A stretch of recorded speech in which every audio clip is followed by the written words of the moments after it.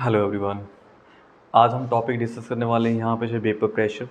तो आपने देखा कि जो हमने लास्ट टाइम जो वीडियो डिस्कस की थी वहाँ पे हमने डिस्कस किया था टॉपिक जो सॉलिबिलिटी से रिलेटेड जो है।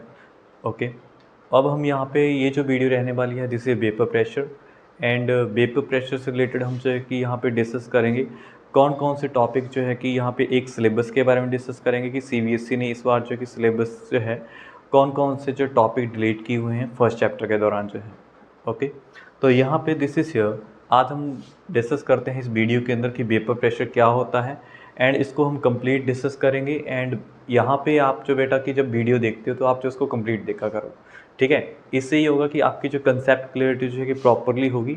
अदरवाइज़ क्या रहेगा कि अगर आप जो कि वीडियो को यहाँ पे जो कि आधी अधूरी देखोगे तो वहाँ से आपका जो कंसेप्ट क्लियर नहीं होता है। ओके, तो आप जो इस चीज़ का जो कि विशेष ध्यान रखेंगे, ठीक। तो यहाँ पे चलते हैं, यहाँ पे जो है this is here vapour pressure. तो वेपर प्रेशर क्या है पहले हम उसके बारे में डिस्कस करते हैं, ठीक है। तो आपके सामने यहाँ पे जो इमेज है एंड आप जो है कि यहाँ पे इसके दौरान आपको यहाँ पे पता लग जाएगा कि वेपर प्रेशर जो है कि बनता कैसे है, किस तरह से वेपर प्रेशर की वहाँ पे कौन सी कंडीशन रहती है तब वहाँ पे वेपर प्रेशर जो बनेगा, ठीक है। चलते हैं।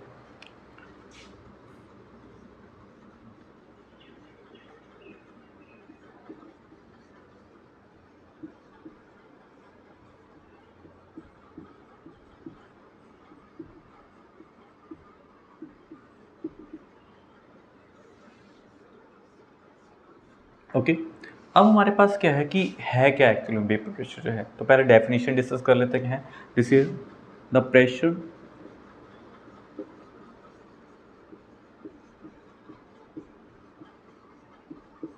exerted by the vapors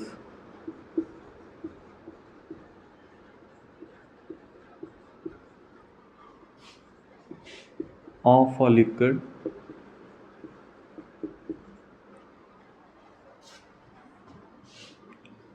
in equilibrium with at a given temperature।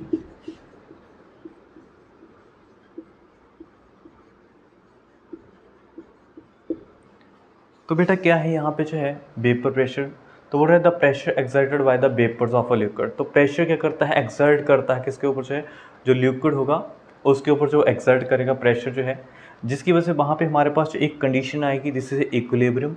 And equilibrium condition के दौरान जो एट ए गिवन टेम्परेचर एक ऐसा टेम्परेचर रहेगा जहाँ पे हमारे पास क्या रहेगा कि आपके पास जो है कि एक इवेपोरेशन का प्रोसेस रहता है एंड एक जो है कंडेंसेशन का प्रोसेस रहता है, ठीक है। तो यहाँ पे किस तरह से रहता है वो हम डिस्कस करते हैं। तो यहाँ पे देखो आप जो है दिस इज हियर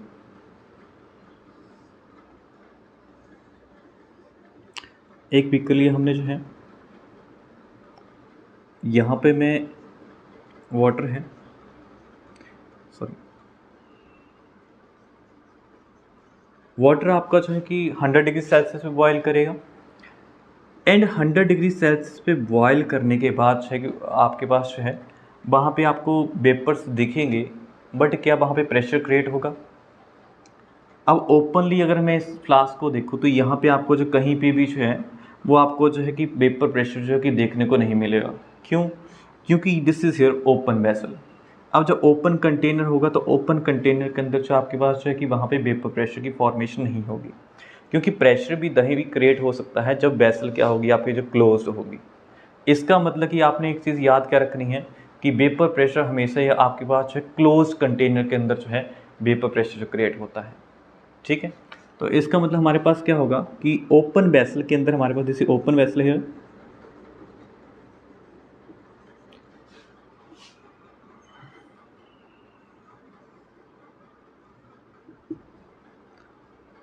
इसको मैं यहाँ पे कवर कर देता हूँ। अब मैं यहाँ पे इसको कवर कर दिया है, वाटर रखा है एज जो है, बार बार ये लिखा जा रहा है। इसको मैं हीट कर रहा हूँ 100 डिग्री सेल्सियस पे। अब यहाँ पे हमारे पास बेटा क्या होगा कि जैसे ही वाटर जो है आपका वेपर्स की फॉर्म में यहाँ पे कन्वर्ट होना स्टार्ट करेगा एंड यहाँ पे ये जो आपके पास है दिस इज ये जो कवरिंग है, तो कवरिंग के ऊपर यहाँ पे क्या होगा वेपर जो है आपके यहाँ पे कंडेंस होना स्टार्ट करेंगे एंड जब वो कंडेंस होना स्टार्ट करेंगे एक प्रेशर सा क्रिएट होगा। तो दिस इज़ हियर, ये जो आपका लिक्विड है वो आपका वेपर्स की फॉर्म में कन्वर्ट हुआ है, एंड यही वेपर जो आपका यहाँ पे ऊपर जाके जो है इधर प्रेशर जो क्रिएट करेगा, एंड प्रेशर क्रिएट कर रहा है, तो दिस इज़ नोन है वेपर प्रेशर। एंड ये क्या है, एक पार्टिकुलर टेम्परेचर के ऊपर है।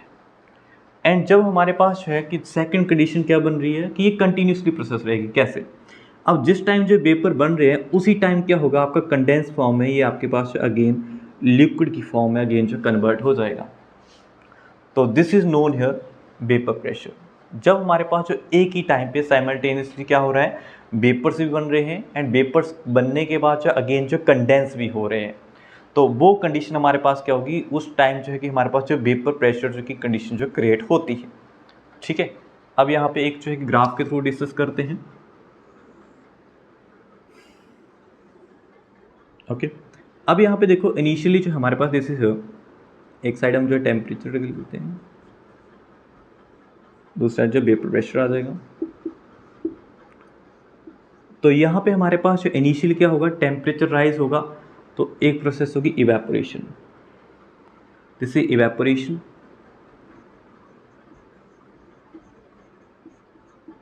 वाटर आपका वेपर्स की फॉर्म में बनना स्टार्ट हो जाएगा। सेकेंड कंडीशन के अंदर हमारे पास क्या होगा, यहाँ पे दिस इज हियर, जो लिक्विड रहेगा आपका जो है वेपर्स की फॉर्म में जब बन गया, उसके बाद वो कंडेंस हो गया ऊपर जाके, तो कंडेंस होने के बाद वो अगेन जो है नीचे लिक्विड की फॉर्म में आएगा, एंड जब वो लिक्विड की फॉर्म में आएगा तो दिस प्रोसेस इज नोन है कंडेंसेशन। एंड ये क्या है, एक पार्टिकुलर टेम्परेचर के ऊपर जो है कंटिन्यूसली प्रोसेस चली रहेगी, एंड यही हमारे पास जो कंडीशन है बेटा, दिस इज इक्विलिब्रियम।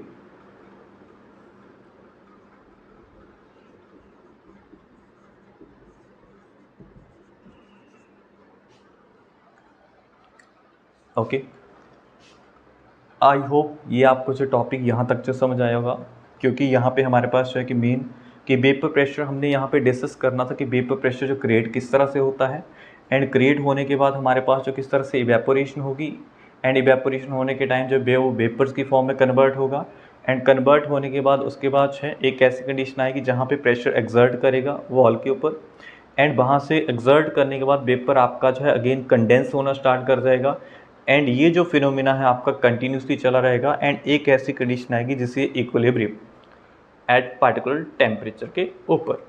ठीक है, तो यहाँ पे एक चीज़ आपने और याद क्या रखनी है कि हमेशा ही वेपर प्रेशर जो बनता है वो क्लोज्ड वेसल के अंदर बनता है, ओपन वेसल के अंदर नहीं बनता है। ठीक है, ओके। सो अब हम जो है आगे डिस्कस करते हैं टॉपिक जो है कि यहाँ पे कौन कौन से फैक्टर जो है वो अफेक्ट करते हैं वेपर प्रेशर को। ओके बेटा, यहाँ पे हमारे पास जो है कि दो फैक्टर्स हैं जो क्या है मेनली वेपर प्रेशर के अंदर जो है कि अफेक्ट करते हैं वहाँ पे। ठीक है, तो यहाँ पे हम डिस्कस करते हैं कि वो दो फैक्टर कौन से हैं, उनके बारे में डिस्कस करते हैं। तो first is here nature of liquid.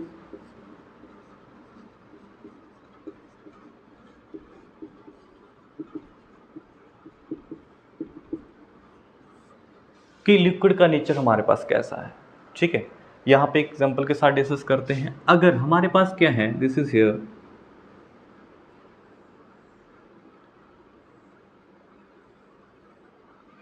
यहाँ पे हमारे पास जो है टू टाइप्स के लिक्विड मान लेते हैं, एक है ए कंपोनेंट, एक है बी कंपोनेंट। अब इसके अंदर हमारे पास जो है कि मॉलिक्यूलर फोर्सेस और डायरेक्शन जो है, ठीक है,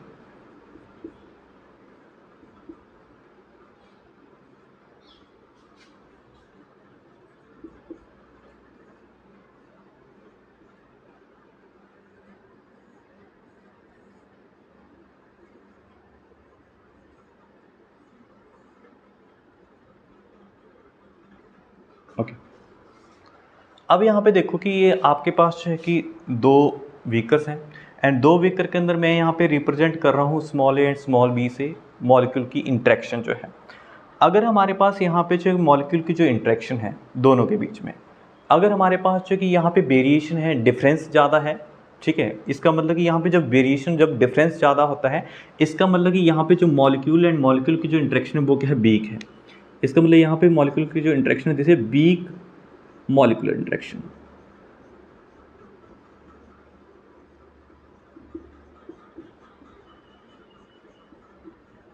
ओके। एंड अगर यहाँ पे हमारे पास दिस इज सेकंड के अंदर है, यहाँ पे देखेंगे तो अगर यहाँ पे हमारे पास जो डिफरेंस है वो क्या बहुत ही ज़्यादा कम, ठीक है। इसका मतलब इन दोनों के बीच में हमारे पास यहाँ पे जो कंपोनेंट रहेंगे इनके अंदर जो यहाँ पे स्ट्रॉन्ग फोर्स ऑफ अट्रैक्शन है।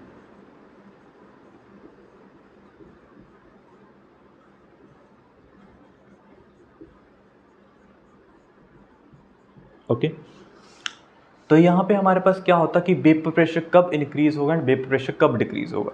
तो कंडीशन क्या है, वेपर प्रेशर तब इंक्रीज होगा जब हमारे पास जो वीक, यहाँ पे वीक मॉलिक्यूलर फोर्स इंट्रैक्शन होगी। तो इसका मतलब वेपर प्रेशर यहाँ पे क्या रहेगा, दिस इज हाई, एंड यहाँ पे वेपर प्रेशर क्या रहेगा, लो। जहाँ पे मॉलिक्यूलर फोर्स और अट्रैक्शन क्या रहेंगी, यहाँ पे कम, तो वहाँ पे वेपर प्रेशर क्या रहेगा, हाई रहेगा। अगर यहाँ पे मॉलिक्यूलर फोर्स और अट्रैक्शन यहाँ पे क्या रहेंगी, स्ट्रॉन्ग, ज़्यादा क्लोज रहेंगी, तो वहाँ पे वेपर प्रेशर क्या कर जाएगा, डिक्रीज कर जाएगा, ठीक है। तो ये this is nature of liquid. तो इसका मतलब हमारे पास क्या है, this is if a liquid intermolecular forces of attraction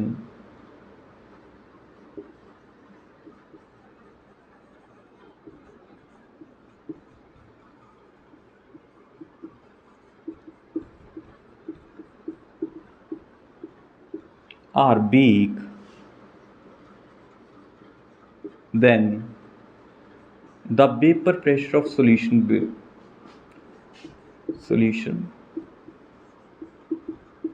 is high,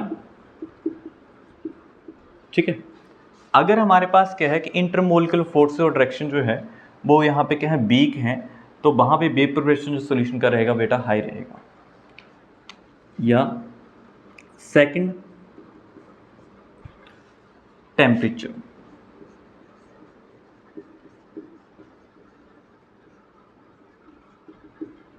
temperature का क्या रोल रहने वाला है, टेम्परेचर का बेटा बहुत इंपॉर्टेंट रोल रहने वाला है, ठीक है। एंड ये जो रोल है यहाँ पे सिंपल सा है कि वेपर प्रेशर इंक्रीज होगा, वेपर प्रेशर डायरेक्टली प्रोपोर्शनल यहाँ पे टेम्परेचर की, ठीक है। आपने सिंपल से याद रखना है, vapour pressure is directly proportional to temperature. If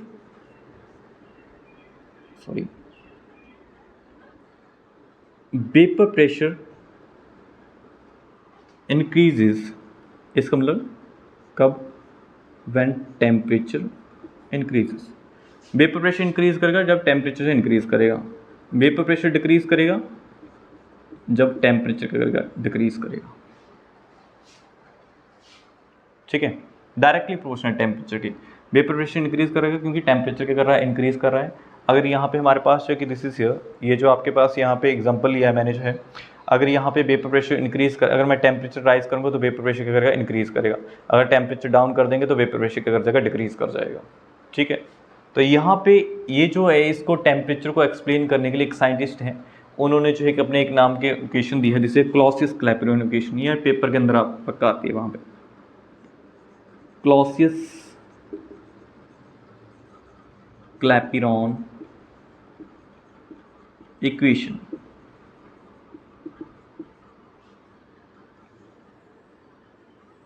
this is important equation is here, ठीक है, फॉर सीबीएसई के लिए जो है, अदर स्टेट बोर्ड एग्जाम के अंदर भी डायरेक्ट आती है जो है। तो यहाँ पे इक्वेशन क्या है, वो इक्वेशन ही आपने याद रखनी होती है। तो यहाँ पे हमारे पास जैसे log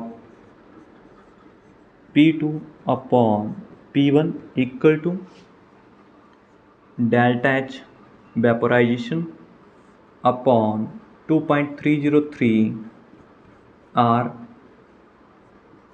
T2 minus T1 upon T1 into T2। This is Clausius Clapeyron equation. And आपको जो यहाँ पे ऑप्शन में जो है कि 4 ऑप्शन होगी जहाँ पे वो वेरिएशन कर देगा, मे बी जो है कि आपका जो एंथैल्पी से चेंज करके वो आपको जो है एंट्रोपी दे देगा यहाँ पे जो है, ठीक है, या यहाँ पे चेंज कर देगा। बट यहाँ पे जो सही इक्वेशन है, सही जो ऑप्शन रहेगी आपके, दिस इज हियर ऑप्शन जो है क्लॉसियस क्लैपेरॉन इक्वेशन। तो यहाँ पे बेटा आपने इस चीज़ के बारे में याद रखना है कि क्लॉसियस क्लैपेरॉन इक्वेशन क्या होती है, ठीक है।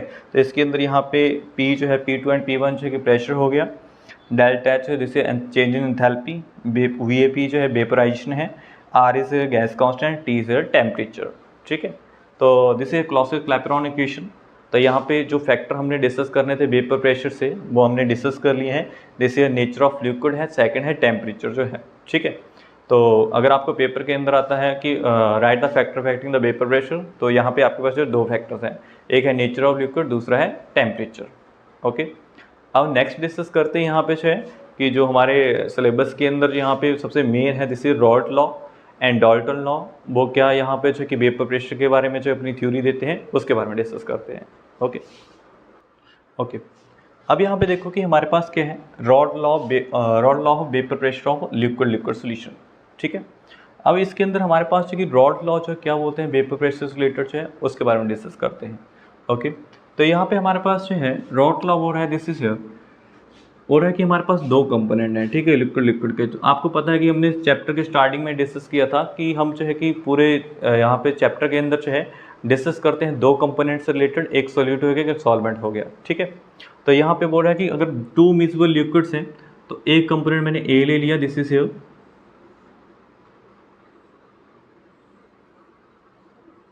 ए component and B component. A हो गया आपके पास सॉल्वेंट एंड बी हो गया आपके पास जो सॉल्यूट, एंड दोनों ही क्या लिक्विड है, लिक्विड फॉर्म में है।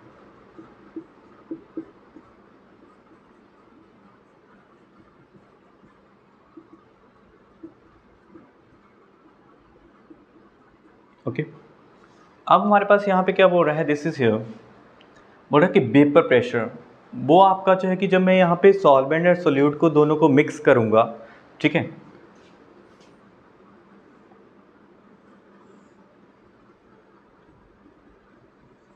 सॉल्यूशन, जब मैं यहाँ पे दोनों कंपोनेंट को मिक्स करूँगा तो मिक्स करने के बाद हमारे पास फॉर्मेशन होगी सॉल्यूशन की, ठीक। अब हमारे पास ये जो वेपर प्रेशर है वो किसके ऊपर डिपेंड करेगा, कंपोनेंट ए के ऊपर डिपेंड करेगा, कंपोनेंट बी के ऊपर डिपेंड करेगा। तो यहाँ पे ये बोलते हैं कि ये दोनों के ऊपर डिपेंड करते हैं, कैसे करते हैं वो डिस्कस करते हैं। बोल रहे हैं यहाँ पे जैसे मान लो कि दिस इज ये आपके पास कंपोनेंट ए हो गया तो इसका कुछ ना कुछ पार्शियल प्रेशर होगा, ऐसे ही यहाँ पे बी है तो इसका भी कुछ ना कुछ पार्शियल प्रेशर होएगा। तो यहाँ पे हमारे पास क्या है, बोल रहा है कि पी ये आपके पास जो डायरेक्टली प्रोपोर्शनल है किसके, जो बोल रहा है मोल फ्रैक्शन के। बोल रहे हैं यहाँ पे पार्शियल वेपर प्रेशर किसके ऊपर डिपेंड कर रहा है, मोल फ्रैक्शन। बोल रहा है कि जितने नंबर ऑफ आप जो कि मोल फ्रैक्शन यहाँ पे ऐड करोगे, जितने नंबर ऑफ मोल जो आप यहाँ पे ऐड करोगे कंपोनेंट के, उसके ऊपर डिपेंड करेगा, ठीक है। अगर मान लो कि आपने कंपोनेंट ए की मोल जो ज़्यादा ऐड की हैं तो वेपर प्रेशर उसका ज़्यादा होगा, अगर आपने कंपोनेंट बी के मोल ज़्यादा ऐड किए हैं तो वेपर प्रेशर उसका ज़्यादा होगा।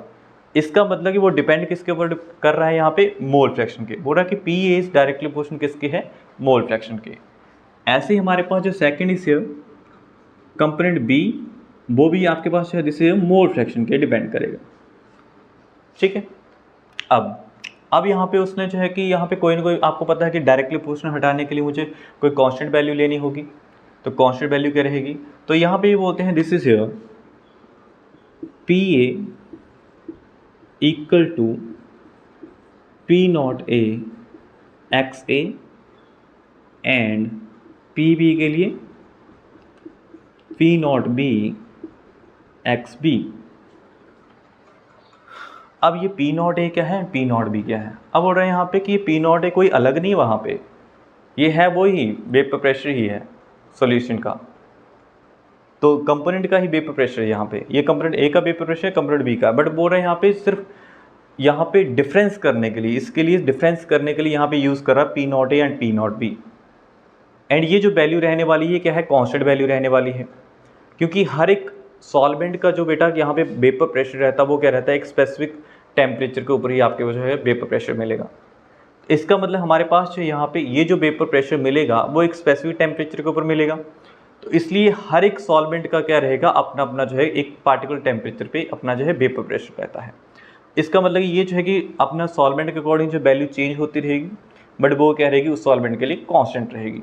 तो पी ए हमारे पास जो बोल रहा है किसके इक्वल होगा, यहाँ पे P not A X A and P B हमारे पास होगा P not B x B के इक्वल जो है, ठीक है। तो ये कौन बोल रहे हैं यहाँ पे, दिस इज रॉल्ट लॉ। तो यहाँ पे बोल रहा है कि this is P A partial vapour pressure of component A equal to P not A partial vapour pressure component of the, यहाँ पे किसके लिए है, प्योर कंपोनेंट के लिए है, partial vapour pressure of pure component and it's mole fraction and वैसे ही हमारे पास जो दूसरा कंपोनेंट है पार्शियल वेपर प्रेशर वाला कंपोनेंट बी किसका है, प्योर कंपोनेंट का है एंड इट्स मोल फ्रैक्शन के लिए। तो ये हमारे पास जो इक्वेशन दे रहे कौन है, दिस इज रॉल्ट लॉ, ठीक है। अब उसके बाद हमारे पास जो है ये बोल रहा है एक पार्टिकुलर टेम्परेचर के ऊपर है, ठीक है। ऐसे ही हमारे पास यहाँ पे डाल्टन ने भी एक इक्वेशन दी है। अब इक्वेशन क्या दे रहे हैं वो डिस्कस करते हैं। बोल रहा है डाल्टन लॉ क्या बोलते हैं, यहाँ पे टोटल वेपर प्रेशर जो है, total vapour pressure depend upon the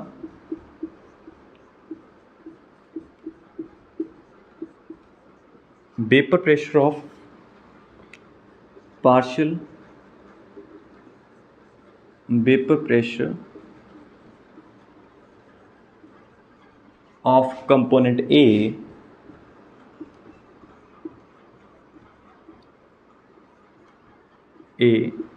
end B, ठीक है। मतलब कि दोनों के ऊपर डिपेंड करेगा, यहाँ पे टोटल वेपर प्रेशर डिपेंड करेगा दोनों के, कंपोनेंट ए के ऊपर डिपेंड करेगा, बी के ऊपर डिपेंड करेगा, कैसे। और यहाँ पे दिस है पी टी में यहाँ पे रिप्रेजेंट करो टोटल वेपर प्रेशर जो है equal to partial vapour pressure of component A and partial vapour pressure of component B, ठीक है। अब यहाँ पे दिस इज हियर, अगर मैं इसको जो इक्वेशन 1 मान लूँ एंड इसको जो इक्वेशन 2 मान लूँ, ठीक है, तो हमारे पास यहाँ पे क्या आ जाएगा। अगर मैं यहाँ पे पी एंड पी बी के अंदर जो है कि वैल्यू को फिलअप कर दूँ तो हमारे पास क्या आ जाएगा, this is here P total equal to P not A X A plus P not B x B, ठीक है, ये आ गया। अब हमने यहाँ पे जो है एक वैल्यू कॉमन लेनी है, तो हमने एक इक्वेशन डिस्कस की हुई है मोल फ्रैक्शन के दौरान। क्या डिस्कस किया हुआ है, हमें पता है कि X A plus X B equal to 1, ठीक है बेटा। अब मुझे अगर मान लो कि एक्स बी की वैल्यू चाहिए, तो एक्स बी की वैल्यू चाहिए तो मुझे क्या करना पड़ेगा, x B equal to 1 minus x A हो जाएगा, ठीक है। अब मैं यहाँ पे जो है इसी या तो आप जो है कि एक्स बी की वैल्यू यहाँ पे फिलअप कर लो या आप जो है कि एक्स ए की वैल्यू फिलअप कर लो, ठीक है। तो यहाँ पे हमारे पास जो एक्स ए के लिए और क्या बन सकता है, एक्स ए के लिए X equal to 1 minus X B, ठीक है। चाहे आप जो एक्स बी के लिए आप जो कैलकुलेट कर सकते हो या एक्स ए के लिए कैलकुलेट कर सकते हो, दोनों के लिए कैलकुलेट कर सकते हो। अब पी टोटल इक्वल टू, मैं यहाँ पे एक्स ए की वैल्यू फिलअप करनी है, तो एक्स ए के लिए हमारे पास 1 माइनस एक्स बी आ जाएगा, तो P not A into 1 minus X B plus P not B into x B, ये आ गया बेटा। अब यहाँ पे हमारे पास जो है कि मैं एक्स बी जो कॉमन लेंगे यहाँ पे, ठीक है। तो कॉमन लेने के लिए मेरे पास क्या गया, P T equal to total vapour pressure P not A, ये आ गया। अब अगर मैं यहाँ पे पी नॉट ए को 1 से मल्टीप्लाई करूँगा तो 1 ही आएगा। उसके बाद जो है P not A into x B आ जाएगा plus P not B x B, ठीक है।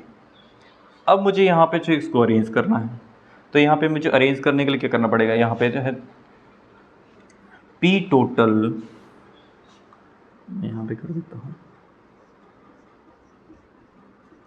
Equal to P not A plus, मैं यहाँ पे इसको जो प्लस अंदर जो है कि माइनस ले लूँगा, तो हमारे पास क्या आ जाएगा। अब देखो पी नॉट बी हमारे पास जो प्लस का है, तो पी नॉट बी मैंने यहाँ पे ले लिया, पी नॉट ए हमारे पास जो माइनस का है, तो यहाँ पे minus P not A into x B. तो this is the equation is here, आपके पास आ गया बेटा टोटल वेपर प्रेशर है। तो टोटल वेपर प्रेशर की जो इक्वेशन आ गई आपके पास, दिस है P total equal to P not A plus P not B minus P not A into x B. तो इसका मतलब कि जो वेपर प्रेशर है वो आपके पास जो यहाँ पे किसके ऊपर डिपेंड करेगा, वो बोल रहा है बेटा कि यहाँ पे जो है वेपर प्रेशर डिपेंड करेगा वो किसी एक की मोल फ्रैक्शन के ऊपर डिपेंड करेगा, या तो कंपोनेंट ए के ऊपर डिपेंड करेगा या कंपोनेंट बी के ऊपर डिपेंड करेगा। तो हमने यहाँ पे जो है कि डिस्कस किया था, ए की वैल्यू हमने फिलअप की थी, तो इसका मतलब यहाँ पे जो कि सॉल्यूट के ऊपर डिपेंड करेगा। अगर मैं यहाँ पे बी का मोल फ्रैक्शन लेता हूँ तो यहाँ पे सॉल्वेंट के ऊपर डिपेंड करेगा। तो इसका मतलब क्या हुआ कि जो टोटल वेपर प्रेशर है वो किसी एक की मोल फ्रैक्शन के ऊपर डिपेंड करेगा। ठीक है, कैसे? अगर मैं मान लूँ कि यहाँ पे सॉल्वेंट की जो कंसनट्रेशन है, सॉल्वेंट का जो कंसनट्रेशन ज़्यादा रहेगी तो वेपर प्रेशर उसके ऊपर डिपेंड करेगा। अगर मैं सॉल्यूट की कंसनट्रेशन ज़्यादा लेता हूँ तो वेपर प्रेशर उसके ऊपर डिपेंड करेगा।